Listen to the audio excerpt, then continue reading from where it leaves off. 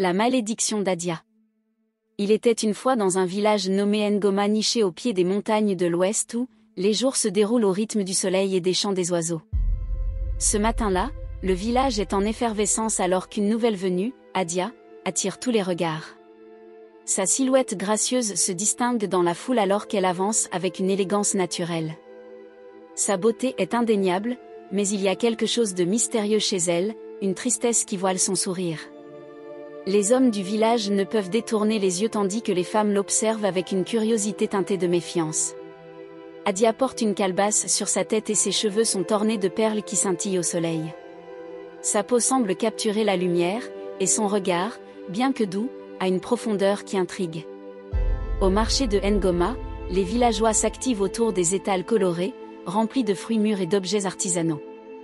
Mais aujourd'hui, leur attention est ailleurs, captée par la silhouette d'Adia. Les hommes tentent de s'approcher d'elle, chacun cherchant un prétexte pour lui parler. Certains offrent des fruits, d'autres des bijoux simples ou des compliments. Adia, avec un sourire subtil, répond poliment sans jamais se laisser capturer par leurs attentions. Sa distance alimente encore davantage leur fascination. Tandis qu'il la courtise maladroitement, elle semble ailleurs, comme si un secret pesait sur elle, un mystère qui rend chaque interaction à la fois douce et étrange. Sous l'ombre du grand baobab, un groupe de femmes est réuni, jetant de fréquents regards vers Adia. Elles discutent à voix basse, chacune ajoutant son opinion sur la nouvelle venue. Une vieille femme raconte une histoire sur la grand-mère d'Adia, autrefois célèbre pour ses talents de guérisseuse mais aussi redoutée pour ses pratiques occultes. Les plus jeunes écoutent avec fascination, se demandant si Adia est aussi mystérieuse que sa grand-mère. Pour certaines, sa beauté est presque surnaturelle, un signe de bénédiction ou de malédiction. Les murmures s'intensifient, et déjà des rumeurs commencent à se former autour d'Adia. Malik, le forgeron du village, est connu pour sa force et sa générosité. Un jour, il décide de se rapprocher d'Adia, fasciné par son aura singulière. Il forge un bracelet en argent qu'il lui offre, espérant capter son attention. Adia accepte avec un sourire doux, mais Malik remarque une étrange mélancolie dans ses yeux. Il tente de la complimenter, mais ses mots restent en suspens face à l'attitude distante de la jeune femme. Malgré tout, Malik sent naître en lui un désir puissant, un désir qui semble irrésistible, presque irréel. C'est comme si quelque chose au fond de lui était envoûté par la présence d'Adia. Quelques jours après sa rencontre avec Adia, Malik disparaît sans laisser de traces. Sa forge est déserte, et ses outils sont encore posés là où il les a laissés, comme s'il avait été arraché de son travail. Les villageois sont stupéfaits et inquiets. Malik était l'un des piliers du village, un homme fiable et aimé de tous. Sa disparition plonge Ngoma dans l'angoisse, et les regards se tournent vers Adia, la dernière personne à l'avoir vue. Les femmes murmurent que sa beauté est trop parfaite pour être naturelle, et déjà des histoires de malédiction circulent. La forge abandonnée devient un lieu de crainte, un symbole de la menace inconnue qui plane sur Ngoma. La nouvelle de la disparition de Malik se répand dans tout le village. Les hommes se rassemblent pour discuter de cette mystérieuse disparition, et les femmes murmurent entre elles avec une inquiétude palpable. Certains commencent à murmurer que depuis l'arrivée d'Adia, des choses étranges se produisent. Les anciens du village, pourtant sages et mesurés, se mettent à évoquer des histoires de malédiction et d'ombre qui se cachent derrière une beauté trompeuse. Les villageois sentent monter en eux un mélange de fascination et de peur. Le chef du village est sollicité pour prendre des mesures, mais personne ne sait vraiment ce qu'il faut faire. Kofi, un jeune chasseur courageux, décide de défier la peur et de s'approcher d'Adia. Il la trouve au bord de la rivière, en train de laver quelques vêtements. La lumière du soleil se reflète sur l'eau, rendant l'instant paisible et presque magique. Kofi s'assoit près d'elle et entame la conversation, essayant de la faire sourire. Il lui tend une amulette, un talisman protecteur qu'il porte depuis son enfance. Adia, touchée, accepte le cadeau, mais son regard trahit une ombre d'inquiétude.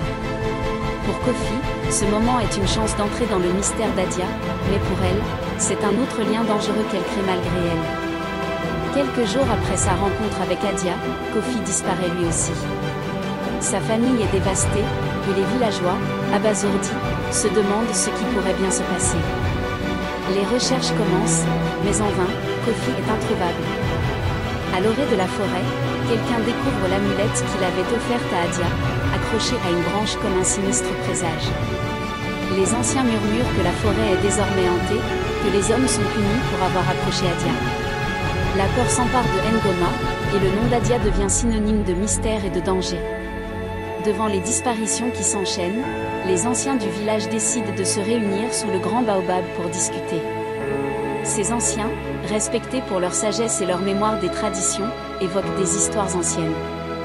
Ils parlent d'une malédiction qui aurait été jetée par la grand-mère d'Adia, une guérisseuse redoutée qui avait été bannie du village des années auparavant. Certains disent qu'elle avait juré vengeance, et que son esprit pourrait hanter sa descendance.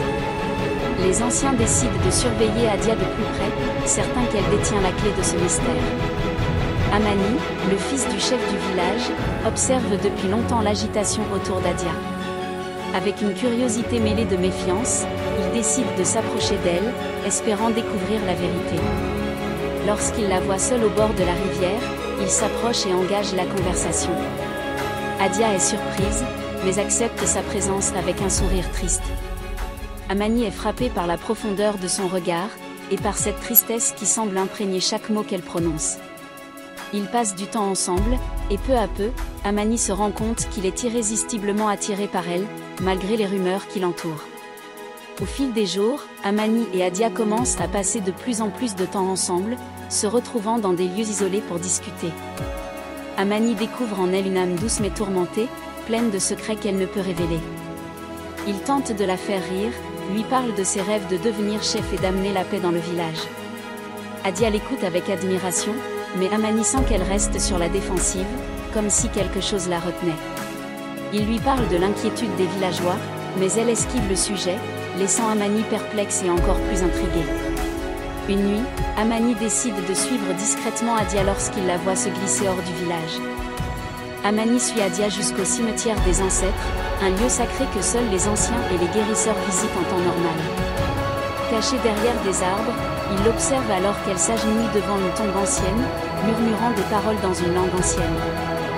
Les ombres dansent autour d'elle, et Amani ressent un frisson lorsqu'il voit Adia poser ses mains sur le sol, comme si elle communiquait avec quelque chose d'invisible.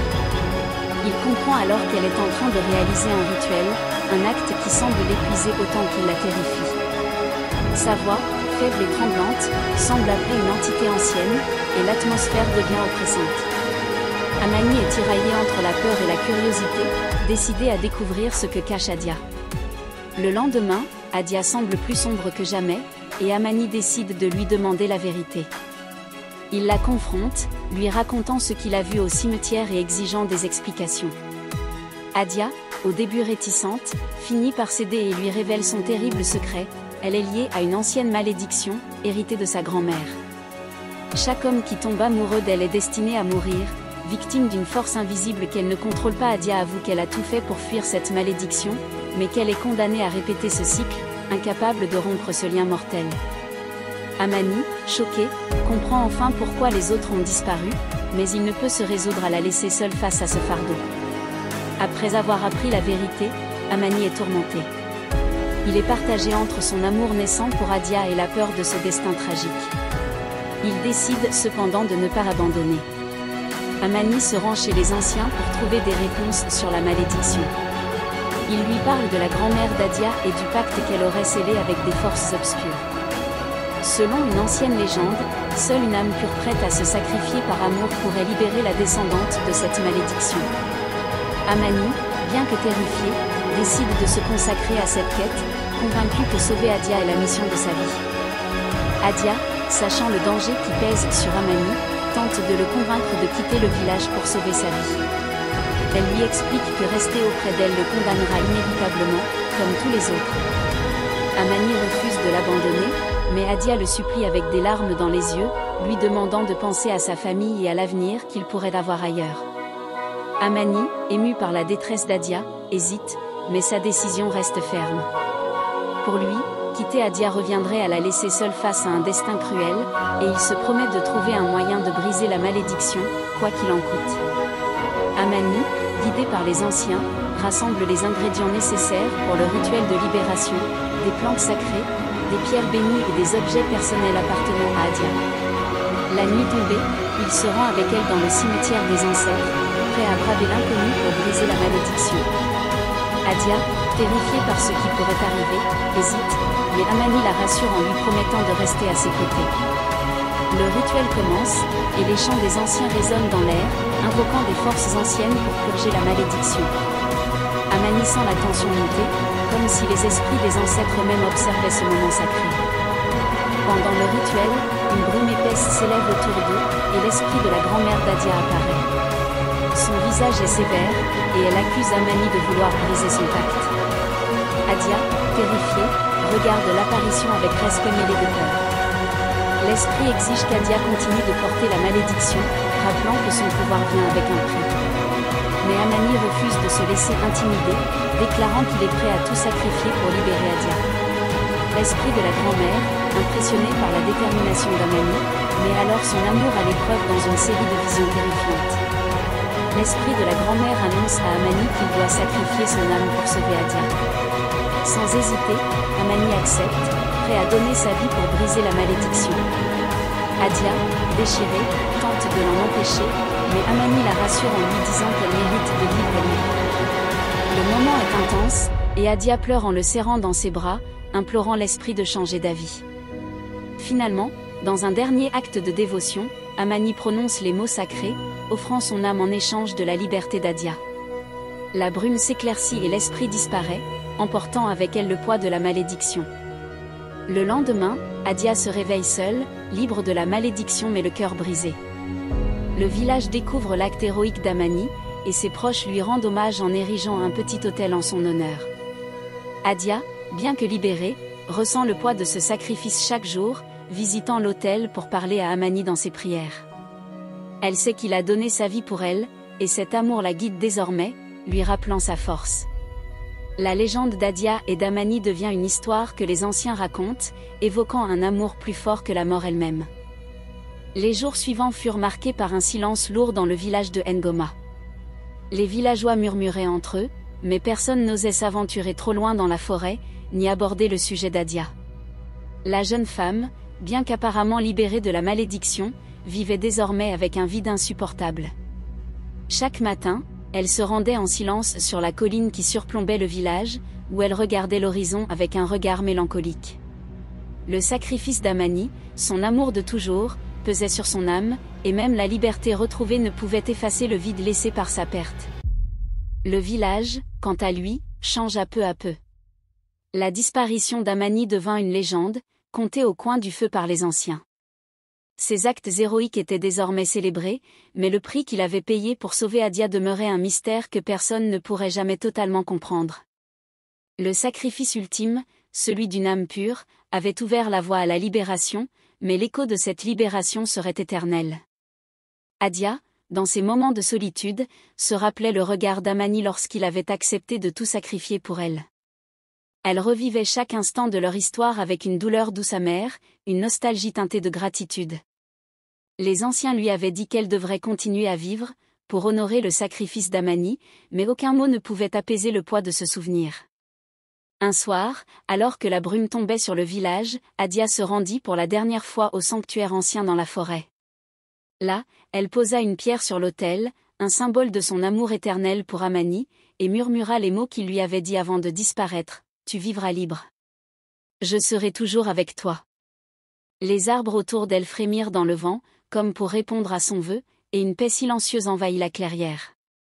Adia, désormais seule mais déterminée, quitta le sanctuaire, la tête haute.